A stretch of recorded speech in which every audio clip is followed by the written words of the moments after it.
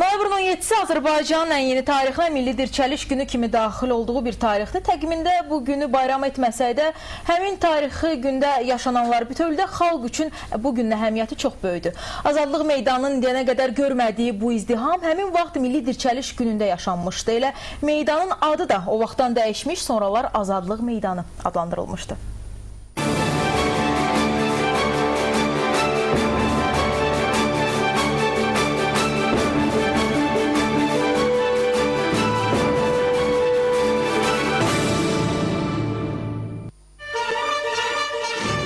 17 noyabr 70 il azadlığı, kimliyi əlindən alınmış bir millətin sınmış sükutudur.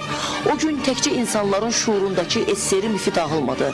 Həm də böyük qardaşın Qarabağ problemini qısa bir zaman kəsiyində həll edəcəyinə olan sadəlöv inam da qırıldı. Tarixin çərxi dəyişdi. Qızıl bayrağı üç renkli bayraq əvəz etdiyi kimi Lenin kommunizm sözlərini də azadlıq, müstəqillik çağırışları əvəzlədi.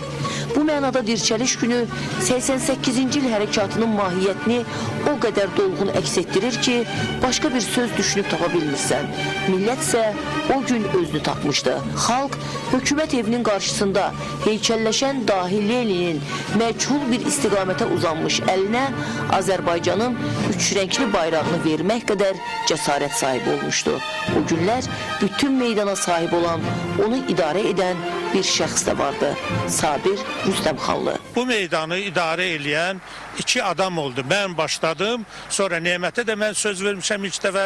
Nemət bir şair, bir fəhlə. O vaxt bunu yazırdılar. O vaxt meydanda siyasi lider burada yox idi. Ancaq millətin tanıdığı ziyalılar vardı. Millət onlara inanırdı, onları dinləyirdi. Amma əsas lider xalq idi.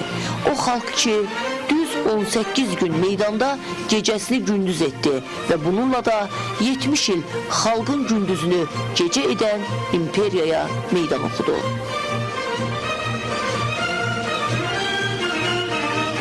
Sonraki proseslər ağırlı oldu. Meydana böyük ideyalar ardınca gələnlər kiçik ambisiyalara görə ayrıldılar. Amma istənilən halda onlar Azərbaycanın tarixinə şərəfli bir gün də yazdılar. Milli Dirçəliş günü.